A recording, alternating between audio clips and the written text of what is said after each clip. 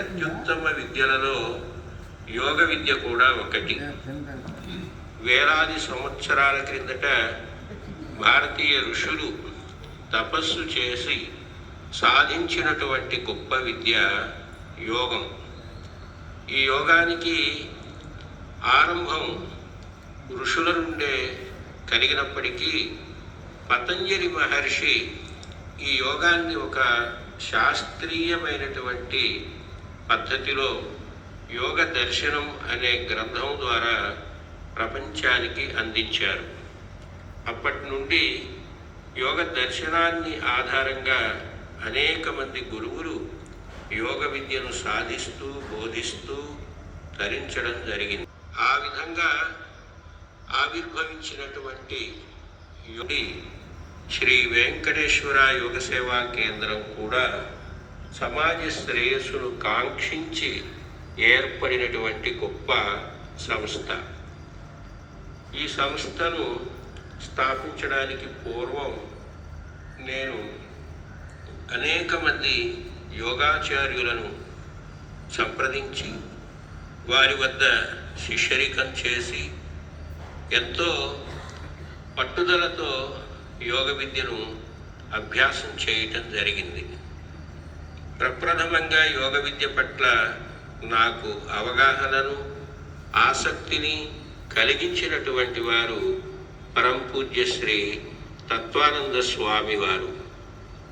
వారి యొక్క ప్రేరణ చేత యోగ విద్య మంచి శారీరక ఆరోగ్యాన్ని కలిగిస్తుంది అని గ్రహించి ఆ విద్యలో నిష్ణాతులైనటువంటి మహానుభావుల్ని సంప్రదించడం జరిగింది. అయితే యోగ విద్య ఆధునిక మానవుడికి ఒక క్రమ పద్ధతిలో లభించాలి అంటే దాని మీద మరింత పరిశోధన చేసి చక్కగా ప్రణాళికను రూపొందించి అందించవలసిన అవసరం ఉన్నదని గుర్తించి 1981 నుండి 1993 వరకు నా శరీరం మీద పరిశోధన చేసి ఒక ప్రణాళికను రూపొందించడం జరిగింది. శ్రీ వెంకటేశ్వర యోగ సేవా కేంద్రాన్ని 1994 ఆగస్టు 10వ తేదీన ప్రారంభం చేసి నా శరీరం మీద చేసుకున్నటువంటి ప్రయోగాల సారంగా సమాజానికి సరళమైన పద్ధతిలో బోధించే ఏర్పాటు చేసి ఈ కేంద్రాన్ని ప్రారంభం చేయటం జరిగింది. ఆ విధంగా శ్రీ వెంకటేశ్వర యోగ సేవా కేంద్రం గడచినటువంటి సుమారు 3 దశాబ్దాలుగా ప్రజాబాహుళ్యంలోకి ప్రవేశించి మా శిష్యులైన యోగాచార్యులు ఉచితంగా సేవా కార్యక్రమాలను నిర్వహిస్తూ వస్తున్నారు. వందలాది మంది కార్యకర్తలు ఆయా శాఖల ద్వారా సేవలు అందించడం ముదావహం. 2015వ సంవత్సరంలో ఋషితుల్యులైనటువంటి మాన్య ప్రధానమంత్రి వర్యులు శ్రీ శ్రీ శ్రీ నరేంద్ర మోడీ గారు ప్రపంచ దేశాలు యోగాన్ని అక్కడక్కడ అనుసరిస్తున్నాయి, కానీ యోగా దినోత్సవం అనేది ఒకటి ఏర్పాటు చేసుకుంటే బాగుంటుంది అని వారు ఐక్యరాజ్య సమితిలో ప్రతిపాదన చేసినప్పుడు ఏకగ్రీవంగా 177 దేశాల ప్రతినిధులు అంగీకరించడం జరిగింది. ఆ విధంగా ప్రాచీన కాలంలో భారతదేశంలో ఆవిర్భవించినటువంటి యోగ విద్య ప్రపంచమంతా గుర్తింపును పొంది ఈనాటికి ప్రపంచ ప్రజలు యోగం పట్ల చైతన్యవంతులు కాగలిగారు. కనుక యోగానికి పుట్టినిల్లు భారతదేశమే అయినప్పటికీ యోగాన్ని ప్రపంచ దేశాలు గుర్తించేట్టుగా చేసినటువంటిది యోగా దినోత్సవం. ఆ యోగా దినోత్సవాన్ని అత్యంత శ్రద్ధాశక్తులతో జరుపుకోవటం భారతీయులుగా మనందరి బాధ్యత. యోగం ద్వారా అనేక రకాల ప్రయోజనాలు మానవుడు పొందవచ్చు.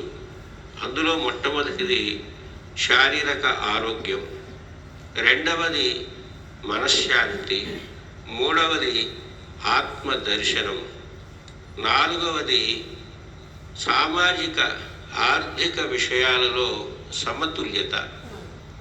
ఇవాళ అనారోగ్యం ప్రాప్తించినప్పుడు బోలెడంత ధనం ఆరోగ్యాన్ని సాధించుకోవడానికే వెచ్చించవలసి వస్తుంది. అదే యోగాభ్యాసాన్ని చేస్తూ ఉన్నట్లయితే అనారోగ్యం అనేది ఎప్పటికీ దరిచేరకుండా ఉంటుంది. కాబట్టి కుటుంబం యొక్క ఆర్థిక శ్రేయస్సు కూడా యోగం ద్వారా మెరుగుపడే అవకాశం ఉంటుంది. అంతేకాకుండా తీవ్రమైనటువంటి మానసిక వేదనను నేటి ప్రజానికం అనుభవిస్తున్నారు. అంటే భౌతిక సుఖాలు పెరుగుతున్నాయే తప్ప మానసిక ప్రశాంతత అనేది లభించడం లేదు. యోగాభ్యాసం ద్వారా అందులో ఉండే ఆసన, ప్రాణాయామ, ప్రత్యాహార, ధారణ, ధ్యాన, సమాధులనే పద్ధతుల ద్వారా క్రమంగా మానవ శరీరం శాంతిని, సమతుల్యతను పొంది మనస్సు ప్రశాంతంగా ఉంటుంది. కాబట్టి ప్రశాంతమైనటువంటి చిత్తము కలిగినటువంటి మానవులు ఉన్న సమాజం అనేక రంగాలలో అభివృద్ధిని కూడా సాధిస్తుంది.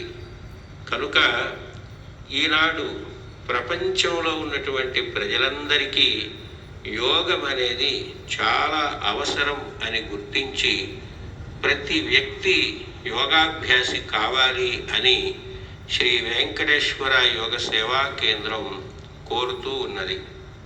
ఈ మహాయజ్ఞంలో పాల్పంచుకొని ప్రజా బాహుళ్యంలోకి యోగ సేవలను ఉచిత రీతిన అందిస్తూ ఉన్నటువంటి శ్రీ వెంకటేశ్వర యోగ సేవా కేంద్రం బోధక యోగాచార్యులకు, సహాయక ఆచార్యులకు, కార్యవర్గ సభ్యులకు, శ్రేయోభిలాషులకు, యోగాభిమానులకు మా హృదయపూర్వక కృతజ్ఞతలు, గురు పరంపర యొక్క శుభ ఆశీస్సులను తెలియచేస్తున్నాము. అంతేకాక ఎంతోమంది అధికారులు, ప్రజాప్రతినిధులు ఈ యోగా కార్యక్రమాల్లో పాల్గొని యోగం పట్ల ప్రజలకు సానుకూలమైనటువంటి దృక్పథం ఏర్పడడానికి సహకరిస్తూ ఉన్నారు. వారందరికీ కూడా పరమేశ్వరుని యొక్క అనుగ్రహం సదా ఉండాలి అని కోరుకుంటున్నాము. కులానికి, మతానికి, ప్రాంతానికి అతీతమైనటువంటి యోగ విద్య ప్రపంచ దేశాలన్నిటినీ, ప్రపంచ మానవులందరినీ ఏకం చేయగలిగినటువంటి ఏకైక విద్య. కనుక అందరూ యోగాభ్యాసం చేసి ప్రయోజనాన్ని పొందాలి అని కోరుకుంటున్నాము.